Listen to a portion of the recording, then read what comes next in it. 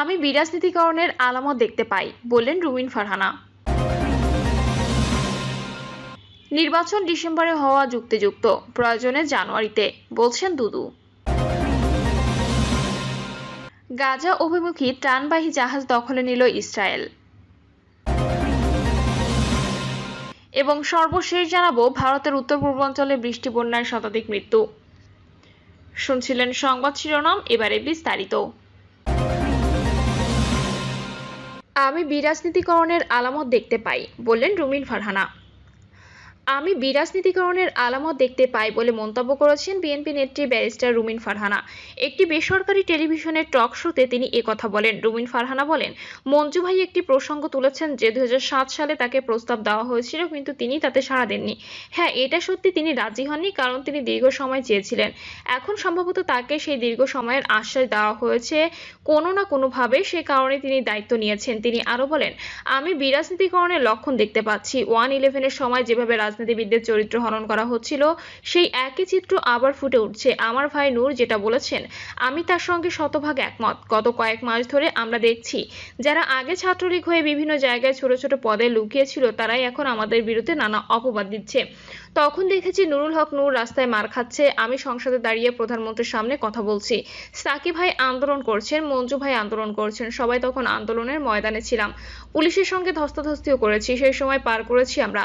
আর এখন তারা আমাদের ভারতের দালাল, রয়ের এজেন্ট বলে অপবাদ দেয়, বলেন তিনি। রুমিন ফারহানা আরো বলেন, আজকে আপনি দেখেন ডক্টর ইউনূস এবং তার কিছু পোষ্য ছাত্ররা ছাড়া সবাই নির্বাচন চায়, প্রশাসন নির্বাচন চায়, রাজনৈতিক দলগুলো নির্বাচন চায়। নূর ভাই বলেছেন, প্রায় 100টি নিবন্ধিত ও অনিবন্ধিত দল নির্বাচন চায়, এমনকি সেনাবাহিনীও নির্বাচন চায়। সবশেষে রুমিন ফারহানা বলেন, আমি শুধু একটি কথাই বলবো, অনির্বাচিত সরকারের চেয়ে নির্বাচিত অতি খারাপ সরকারও অনির্বাচিত সরকারের চেয়ে ভালো হয়। নির্বাচন ডিসেম্বরে হওয়া যুক্তিযুক্ত, প্রয়োজনে জানুয়ারিতে, বলছেন দুদু। বিএনপির ভাইস চেয়ারম্যান শামসুজ্জামান দুদু বলেছেন, ডিসেম্বরের মধ্যে নির্বাচন হওয়াটাই সবচেয়ে যুক্তিযুক্ত। ডিসেম্বরে নির্বাচন করতে কি অসুবিধা আছে সেটা যদি প্রধান উপদেষ্টা সরাসরি বলেন তাহলে সবচেয়ে ভালো হয়, আর যদি সেটি না পারেন তাহলে জানুয়ারির মধ্যেও নির্বাচন হতে পারে। এই বিষয়টি আমরা প্রধান উপদেষ্টাকে পুনর্বিবেচনার জন্য বিএনপির পক্ষ থেকে অনুরোধ জানিয়েছি। শামসুজ্জামান দুদু বলেন, আমরা এখন খুব জটিল, কুটিল ও এক ক্রান্তিকাল অতিক্রম করছি। বিএনপি সহ প্রায় 50টিরও বেশি রাজনৈতিক দল আগামী ডিসেম্বরের মধ্যে নির্বাচন আয়োজনের দাবি জানিয়েছে। অথচ আমরা রোডম্যাপের নামে যা পেয়েছি তা অনুযায়ী ওই সময় নির্বাচন আয়োজন করা খুব কঠিন। আমাদের দল থেকেও তা বলা হয়েছে। আমরা এখন অপেক্ষায় আছি প্রধান উপদেষ্টা কি বলেন বা করেন। তার পক্ষ থেকে কোনো সিদ্ধান্ত এলে পার্টির সবাই বসে আলোচনা করে প্রয়োজনে রাজপথে নামার সিদ্ধান্ত নেওয়া হবে। তাই আমাদের সবাইকে ঐক্যবদ্ধ থাকতে হবে। পার্টির সিদ্ধান্ত যতক্ষণ না আসে ততক্ষণ পর্যন্ত আমাদের অপেক্ষা করতে হবে। তিনি বলেন, এপ্রিলের আগে রমজান মাস পড়বে, এরপর বৈশাখ মাসে ঝড় বৃষ্টি ও প্রাকৃতিক দুর্যোগ। এছাড়া ফেব্রুয়ারির আগে এসএসসি ও সমমানের পরীক্ষা অনুষ্ঠিত হবে, অর্থাৎ ফেব্রুয়ারির পরে নির্বাচনের আর বাস্তবতা থাকে না।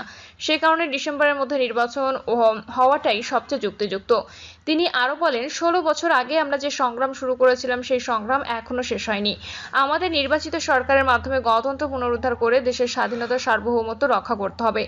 বাংলাদেশের প্রশ্নে কোনো আপোষ নেই। পার্শ্ববর্তী একটি দেশ মনে করে আমাদের দাসের মতো রাখবে, সেই দেশটি হলো ভারত, যারা এই দেশের উৎখাত করা সেই স্বৈরতন্ত্রকে আশ্রয় দিয়েছে।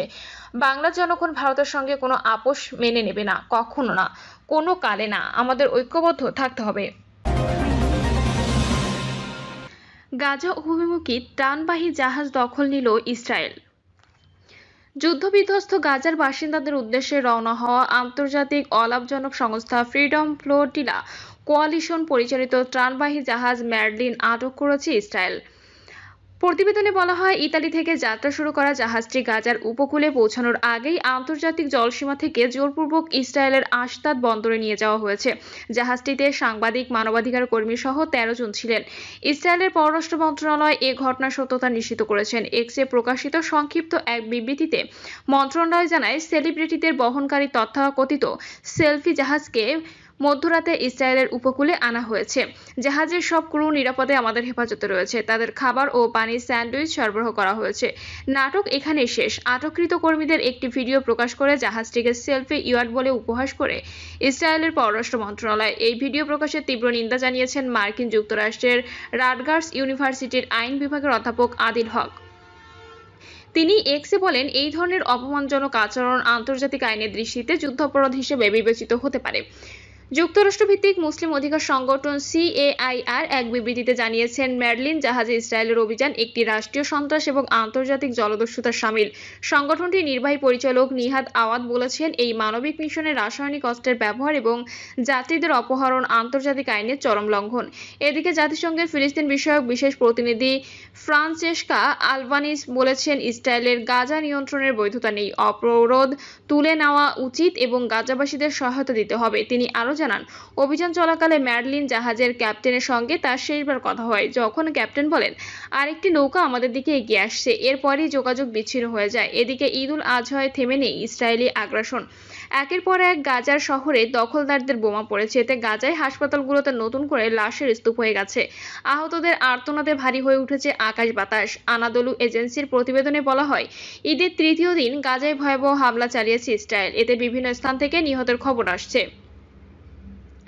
গাজায় ঈদ উল আজহা পালিত হয়। স্বাস্থ্য মন্ত্রণালয়ের বিবৃতিতে জানানো হয়, গত 24 ঘন্টায় 108টি মৃতদেহ হাসপাতালে আনা হয়েছে। একই সময় 393 আহতকে হাসপাতালে আনা হয়, কিন্তু তাদের প্রয়োজনীয় চিকিৎসা দেওয়ার সক্ষমতা হাসপাতালের নেই।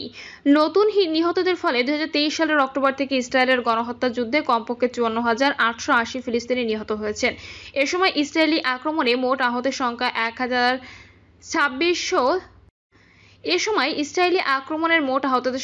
1,26,227 জনে দাঁড়িয়েছে।